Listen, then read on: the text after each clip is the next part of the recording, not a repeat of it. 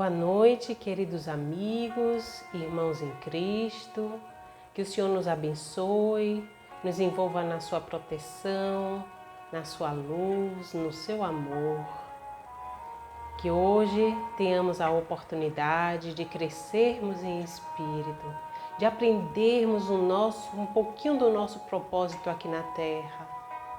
Deixemos as mazelas, as nossas preocupações de lado um pouquinho, para que nesse momento façamos a conexão com o alto, peçamos a espiritualidade maior para estar conosco, nos intuindo, orientando nossas mentes, para que o assunto chegue aos nossos corações.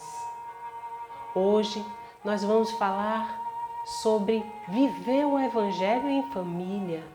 Isso é muito importante para todos nós. Então façamos amorosamente essa conexão, agradecendo a Deus por todas as bênçãos recebidas aqui na Terra. A bênção da família, a bênção do lar, a bênção da vida em abundância, a bênção do nosso aprendizado, em cima das nossas dificuldades e dores,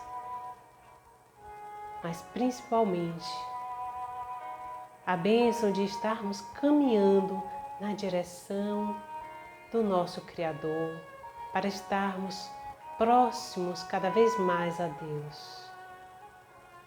Que o nosso querido Jesus, que é o nosso caminho, a verdade e a vida, o nosso guia e modelo, a quem nós queremos sempre ter como exemplo de vida, através de seus ensinos possamos nos melhorar, nos iluminar e assim estejamos um dia reunidos, todos no reino de Deus, na verdadeira felicidade, que é estarmos com o nosso Pai, em espírito e em essência. Que assim seja. Amém. Pois é, meus irmãos, queridos amigos da casa de Tio Ormindo, estou muito feliz de novamente poder estar falando para vocês e para todos aqueles que agora neste momento estão conectados conosco, estão podendo aproveitar um pouquinho dessa oportunidade, dessas reflexões. O tema que vamos tratar hoje é vivendo o Evangelho em família. É um grande desafio para cada um de nós. Primeiro, viver o Evangelho. Vivermos o Evangelho individualmente. Se todos nós já estivéssemos a essa altura, vivendo as lições do Cristo, já nos anunciada há mais de 2000 anos, não teríamos dificuldade em viver este Evangelho em comunidade. Mas a reencarnação é uma proposta que o querido Criador nos dá para que estejamos aqui agrupados e assim consigamos aprender uns com os outros nas dificuldades e nas vitórias. Então hoje nós vivemos num grupo pequeno, que é a família, que nos prepara diante dos desafios da sociedade. Se eu consigo conviver bem em família, estar bem com os meus familiares, saber lidar com as diferenças que cada um apresenta, lembremos que todos nós somos espíritos. Então nunca estamos sozinhos. Eu estou falando aqui com vocês e tenho a certeza, vocês não estão vendo, mas eu tenho os espíritos afins, os meus queridos amigos espirituais, que provavelmente estão aqui me inspirando, me intuindo. Sim, são nossas companhias espirituais, aquelas que nós mesmos atraímos para cada um de acordo com suas vibrações. Então imaginemos que estamos numa família, e que dirá uma família numerosa, né? Aquela que você tem mais 9 irmãos, então a família, um casal com 10 filhos. Haja espírito para nós conseguirmos conviver, aceitar essas diferenças. Se na convivência com o outro já é difícil muitas vezes eu aceitar um determinado ponto de vista, uma atitude, eu não posso mudar o outro, mas eu posso entender que todos nós somos únicos. Cada um tem defeitos e temos virtudes. E estamos aqui para aprender, para evoluir. E ninguém muda ninguém. Então tenhamos tolerância, paciência, que um dia todos nós seremos espíritos puros. Até lá, o que nós temos que realmente nos empenhar neste momento é em trabalharmos a nossa evolução. Se você está bem, se você está em paz, se você está preocupado em crescer, em fazer o bem, tudo à sua volta flui e melhora.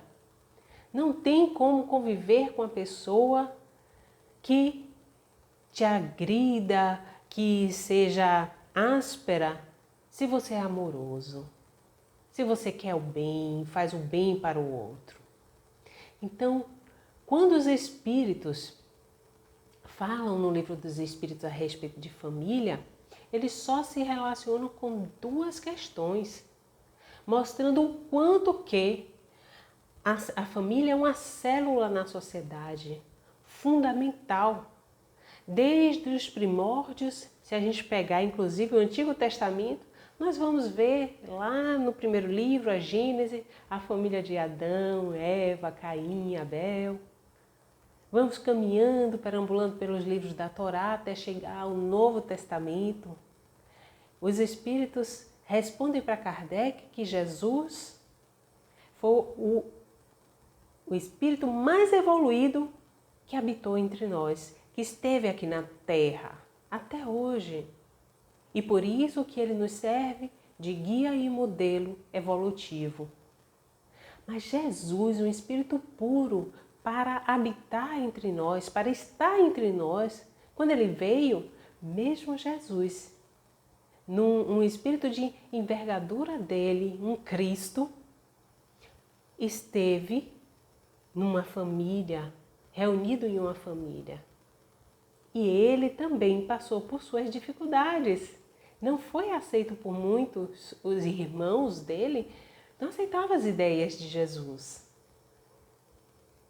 E numa certa feita, na reunião, na casa de um discípulo, Jesus estava lá fazendo a sua reunião, dando seus ensinamentos, as suas lições, para todos que ali se encontravam com muito amor, como sempre ele faz. E aí chegaram correndo para ele: mestre, mestre, sua mãe e seus irmãos estão aí na porta.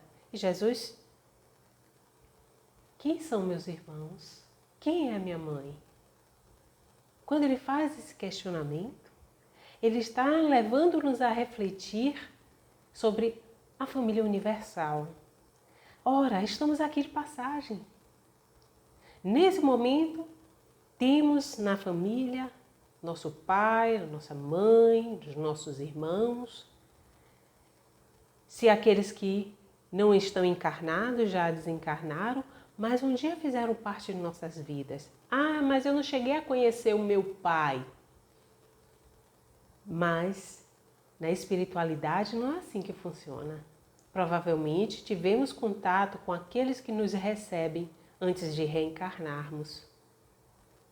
Os nossos encontros acontecem inclusive durante a noite, enquanto estamos dormindo, durante a emancipação da alma, que nós nos afastamos do nosso corpo denso e vamos transitar no mundo espiritual, termos a oportunidade de conhecer, de estarmos nos reajustando, perdoando os espíritos que farão parte do nosso seio familiar.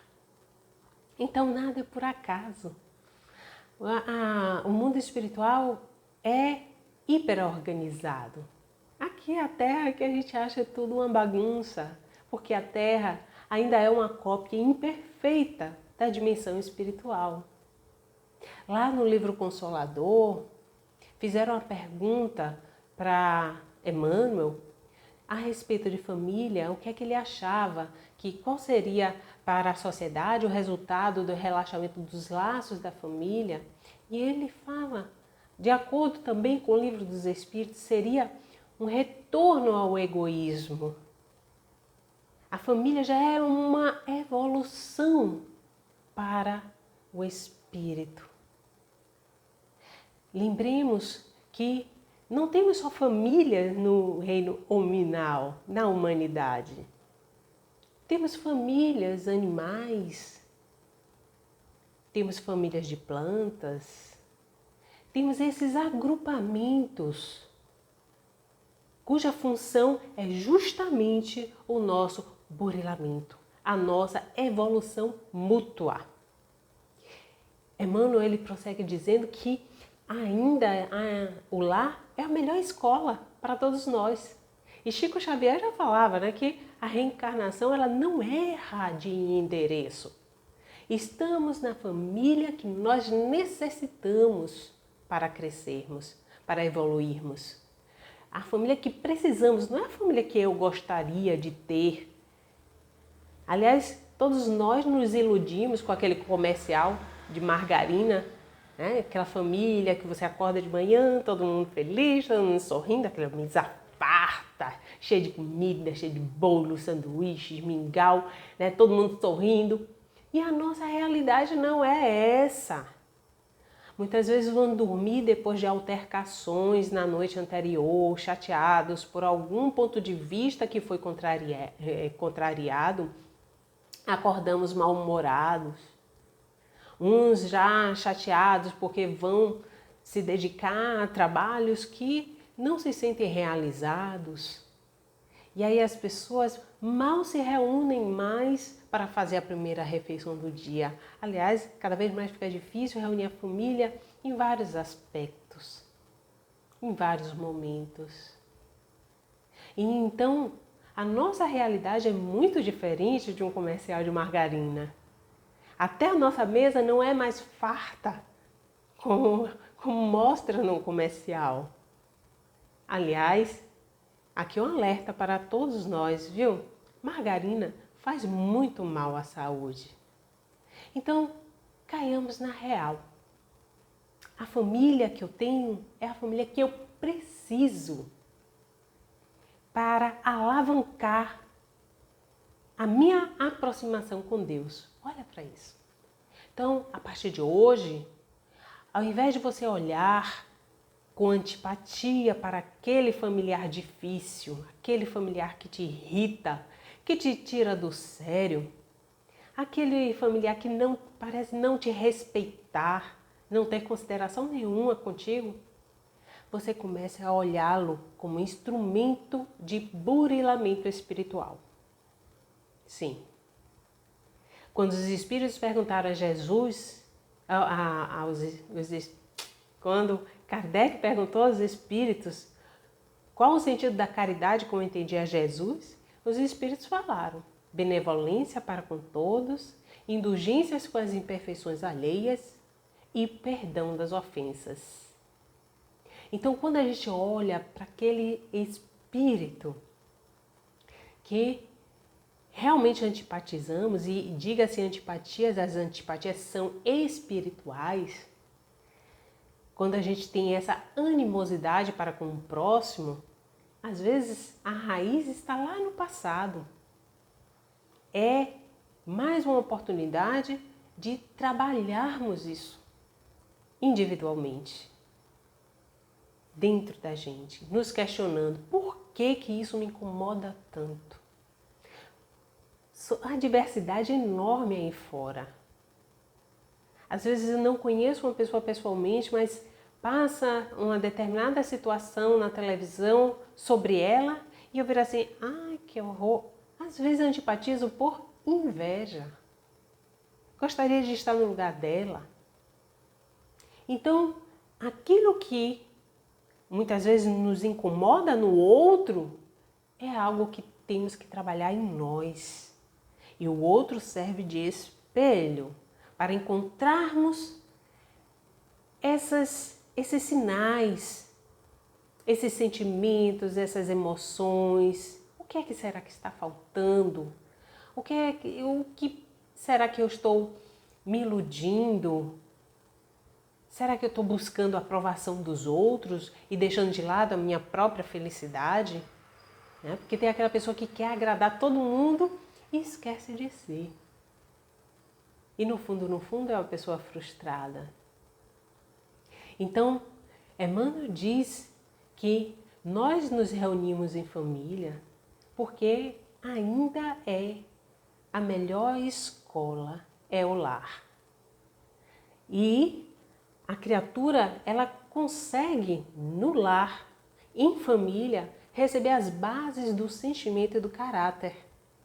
Porque quando reencarnamos, nós herdamos dos nossos pais apenas material biológico, genético, mas o caráter, a inteligência, os sentimentos são do espírito. São aquisições do espírito. Por isso que a gente vê em determinadas famílias um filho com temperamento completamente diferente do outro. Aliás, um filho completamente diferente dos pais. Encontramos filhos aí praticamente mais responsáveis do que os pais, intelectualizados, enquanto que os pais são pessoas completamente sem cultura. É claro que a gente, nesse momento de transição planetária, que estamos galgando um patamar maior de evolução do orbe terrestre, nos iludimos pensando que as crianças que estão, meus filhos que nasceram, são crianças cristais, né? Crianças, são os anjos, são espíritos mais evoluídos. Não é assim. Claro que os espíritos que estão vindo são espíritos melhores para alavancar o nosso progresso. Mas a gente não pode se iludir dizendo apenas que aquelas crianças são especiais. Na verdade, nós é que temos que acelerar o progresso de cada um. O nosso progresso íntimo. Então, quando eu chego uma criança dando lição de moral para um adulto, para os pais, é um grande alerta. Não é a criança que está altamente evoluída. Será que não são os pais que estão atrasados, estagnados na evolução? E aí a espiritualidade trabalha colocando aquela criança cheia de informações intelectuais, muitas vezes até com posicionamentos morais, sendo uma pessoa tranquila, uma pessoa interessada em melhorar o planeta, nos valores ambientais, uma pessoa interessada em ter harmonia na sociedade, enquanto que os pais ainda estão limitados naquela convivência egoística, ainda sofrendo as suas provas materiais. Então, meus amigos, nós herdamos dos pais apenas a parte biológica. A família, Chico Xavier falava que era o cadinho de evolução. É onde nós podemos ver as diferenças uns dos outros e desenvolver o verdadeiro amor espiritual. É chegar a uma pessoa completamente te contrariando e você se posicionando para ela, que não gosta daquilo, mas de forma fraterna. E se a pessoa dá pinote, se irrita e sai, se afasta, você entende que ela está no seu momento, entende que ela é diferente de você. E aí você tem que ser indulgente e tolerante com as diferenças, com as imperfeições. Todos nós somos irmãos uns dos outros. E por que Deus nos reuniria dentro de espaço de 4 paredes? Se fosse para sermos todos amistosos uns com os outros, aí você desconfie. Você vai perceber que essa amorosidade, esse amparo, esse apoio, esse carinho, não é à toa. Também, provavelmente, nós já vivemos em outras encarnações e desenvolvemos esses laços de respeito, de afeto, de amizade e aí de admiração. Então, na família, a gente vai ter tanto espíritos simpáticos, que são espíritos que já temos uma certa afeição desde o mundo espiritual, porque temos uma história do pretérito em outras encarnações com esses espíritos, como vamos ter aqueles espíritos que Kardec chamava de antipáticos, ou seja, aqueles que vêm contrapor-se aos nossos gostos, às nossas afinidades. Então, aquele que vai ser de difícil convivência. Isso tudo faz parte. Uns para dar apoios entre os parentes, na família, sempre tem aquele que vem e apacenta as situações, os antagonismos. Outros parece que querem ver o circo pegar fogo. E quando a gente tem essa ótica espiritual, a gente consegue se afastar daquele grupo, a gente percebe aquele que é mais implicante, que muitas ações que ele faz é para chamar algum tipo de atenção, é porque ele quer algum tratamento diferenciado. E realmente, às vezes, a gente tem que dedicar a essas pessoas um tratamento diferente dos outros. Por isso que os pais, eles têm uma forma de lidar com cada um dos filhos.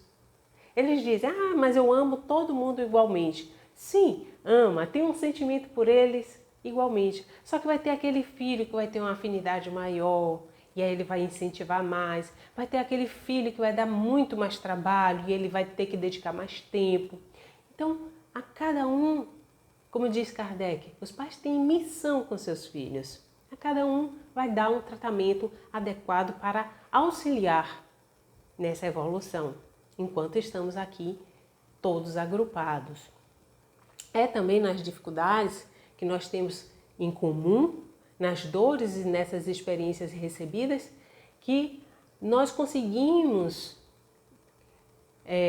caminhar nessa estrada redentora da família, em que a gente deixa as amarguras para trás, através do perdão, trabalhando o perdão das ofensas para com o próximo.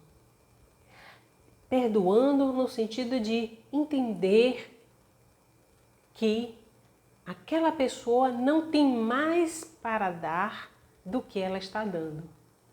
E é assim que ela se porta. Santo Agostinho dizia, não adianta mudar as pessoas porque elas são como são. Elas precisam ser neste momento. Mas a gente pode mudar a nós mesmos.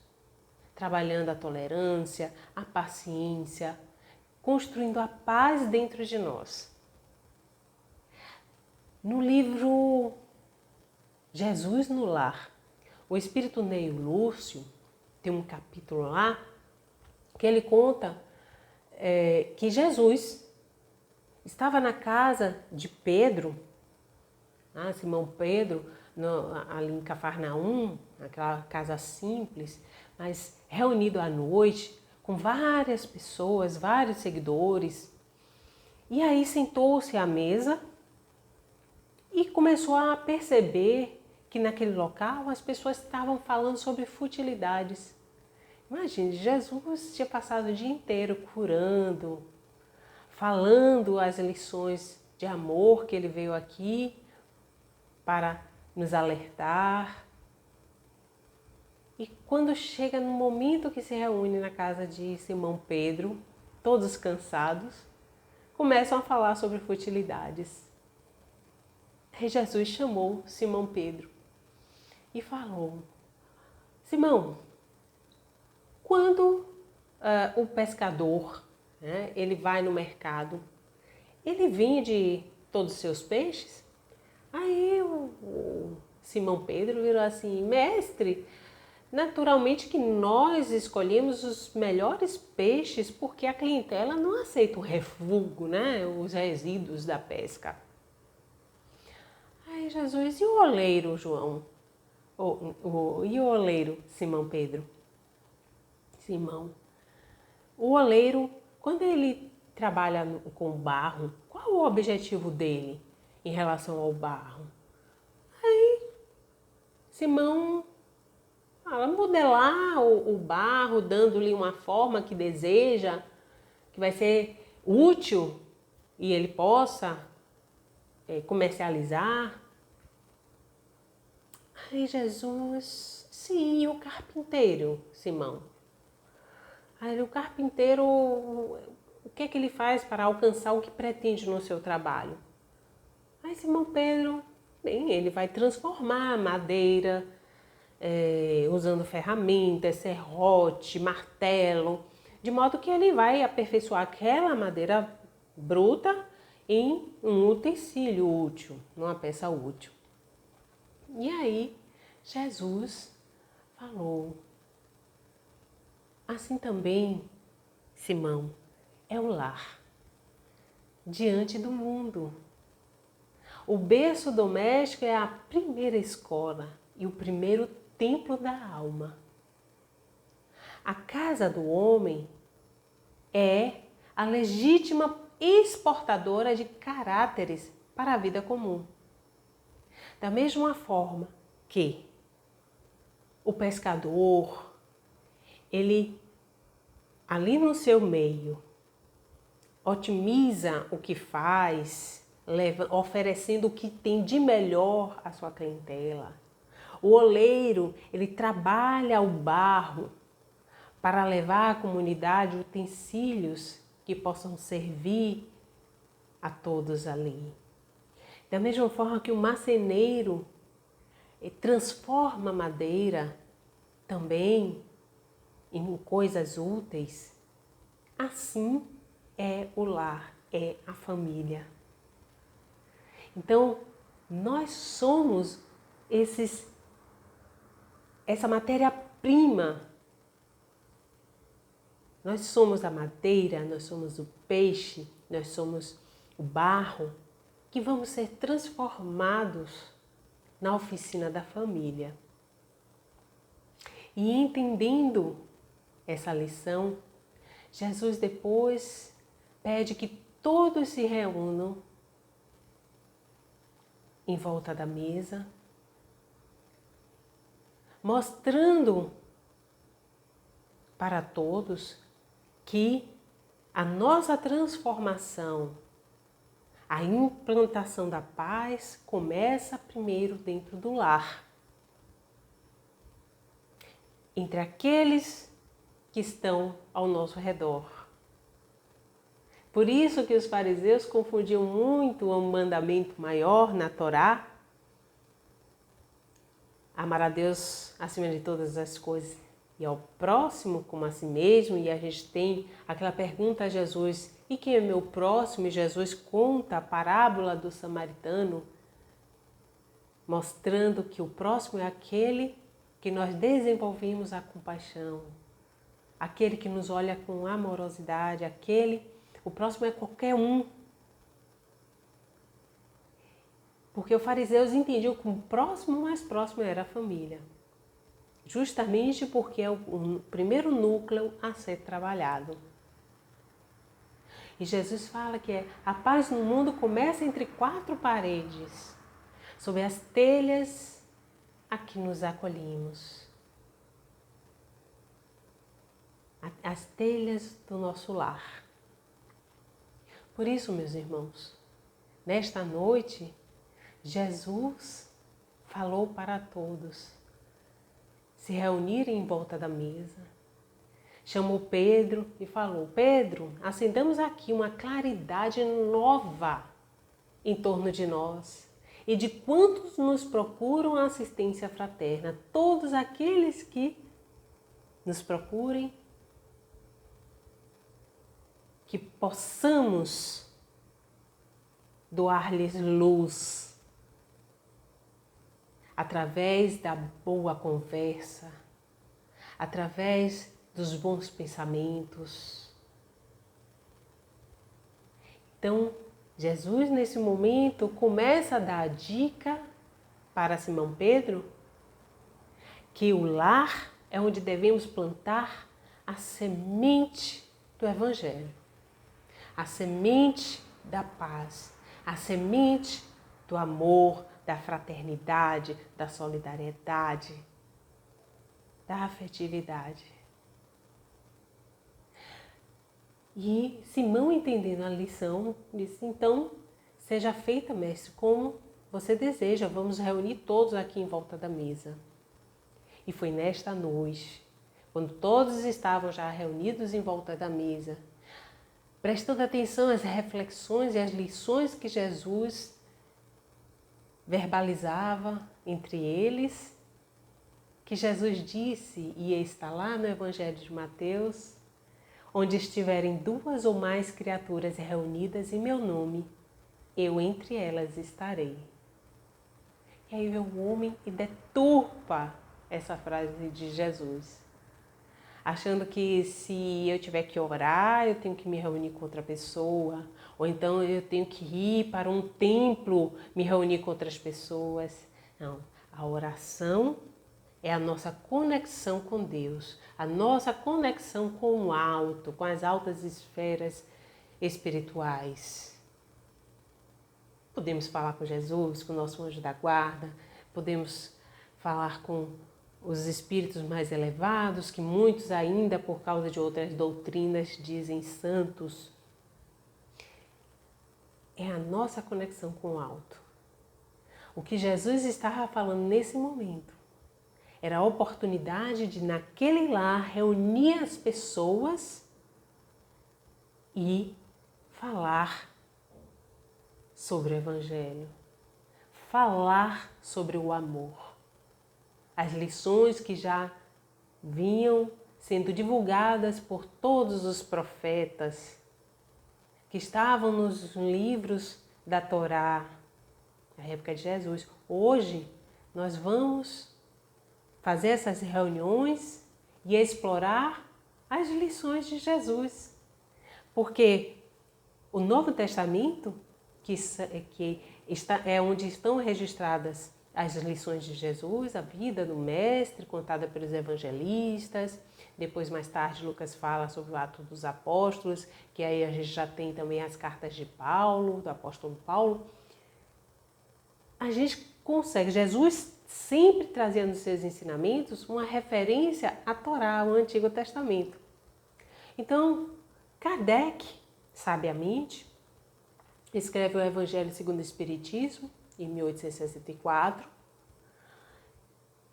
explorando algumas passagens, alguns ensinamentos de Jesus, com auxílio dos Espíritos, elucidando cada uma delas e juntando esse ensinamento de Jesus, que Neio Lúcio lindamente conta no livro Jesus no Lar, que nós devemos nos reunir em casa, plantar a semente do Evangelho em casa, com a publicação do Evangelho segundo o Espiritismo, nós temos essas ferramentas que Jesus falou para a implantação do Evangelho no lar.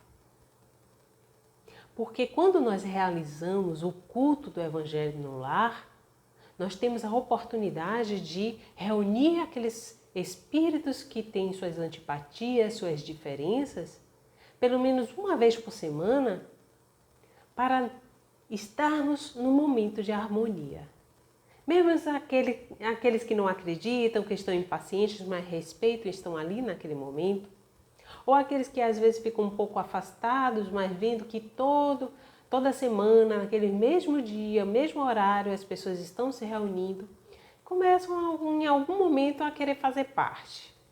E aí, quando o orgulho cede, dá a oportunidade de reunir todos. Então, meus amigos, já vi grandes transformações ocorrerem nas famílias por causa do Evangelho no lar. É muito difícil ainda para cada um de nós, como eu disse no início, vivenciarmos todas as lições que o Mestre nos trouxe. Aliás, no Evangelho de João, no último versículo, João fala isso. Jesus fez tantas coisas, tantas curas, tantas desobsessões, deixou tantos ensinamentos, que ele falou que se todos fossem registrados em livros, não caberiam aqui na Terra. Olha que coisa linda, né? Então, para aquelas famílias que têm seus momentos de dificuldades, e todas com certeza têm, às vezes somente a intensidade que diferencia uma das outras, comecemos com a implantação do Evangelho no lar. Porque o Evangelho no lar nos oportuniza essa intimidade com as lições do Mestre. Nos oportuniza entender o que é a caridade, o que é a compaixão, porque devemos honrar pai e mãe, porque que nós devemos amar a Deus acima de todas as coisas, porque não podemos servir a dois senhores ao mesmo tempo, ou servimos a Deus ou servimos a Mamon, que representa a matéria. Porque no Evangelho que nós vamos aprender que somos perecíveis, estamos aqui de passagem e temos que aproveitar o máximo possível para nos melhorarmos enquanto estamos encarnados, porque a encarnação nos proporciona experiências que no mundo espiritual nós não conseguimos ter. E quando chega no mundo espiritual, muita coisa vai perder sentido. Eu não vou ter mais as minhas sensações em relação à sexualidade, porque no mundo espiritual a gente não precisa procriar. A sexualidade ainda é uma ferramenta biológica para a procriação que nós associamos muito ao prazer. Mas no mundo espiritual existem prazeres muito maiores do que o sexo. No mundo espiritual, eu não preciso me preocupar com a moda, eu não preciso me preocupar em ter bens para passar para o meu herdeiro, para demonstrar um status. Não, todas as máscaras são simplesmente retiradas de nós. E nós percebemos que perdemos muito tempo com as coisas do mundo material. Então essas lições a gente vai tomando intimidade a partir do momento que a gente se promove sentar-se à mesa com os nossos amigos, nossos parentes, nossos familiares, aqueles que integram o lar, e começarmos a aprender a ter uma certa aproximação, intimidade com essas lições, porque vão ficando gravadas no nosso inconsciente. E ao tempo que nós vamos vivendo, em algum momento a gente vai se modificando. Aquela lição, ela vem na nossa mente e nós, no momento que poderíamos estar impacientes com o outro, a gente lembra que devemos ser mais tolerantes. Ora, eu também sou imperfeito. Afinal de contas, ele que é a pessoa insuportável ou eu que não consigo suportá-lo e muitas vezes sou insuportável para outras pessoas. Então ficam esses questionamentos e nós começamos a trabalhar o autoconhecimento. Aí fica a dica para que vocês, se ainda aquela família não implementou o Evangelho no lar, Escolha um dia na semana, um horário. Reúna aqueles que fazem parte do seu lar. Uma mesa. Não precisa ter toalha branca, bordada, nada disso. Coloque uma jarra com água, alguns copos, que possa servir essa água depois para os que estão ali na reunião. Primeiro faça uma leitura de alguma mensagem para começar a harmonizar todos que ali se encontram. Uma prece logo em seguida. Abra o Evangelho. Se for o primeiro contato com o Evangelho segundo o Espiritismo, comece desde o primeiro capítulo, fazendo mensagem a mensagem. Leia um trecho que não seja muito demorado, porque o Evangelho no Lar é uma reflexão de 20, 30 minutos no máximo.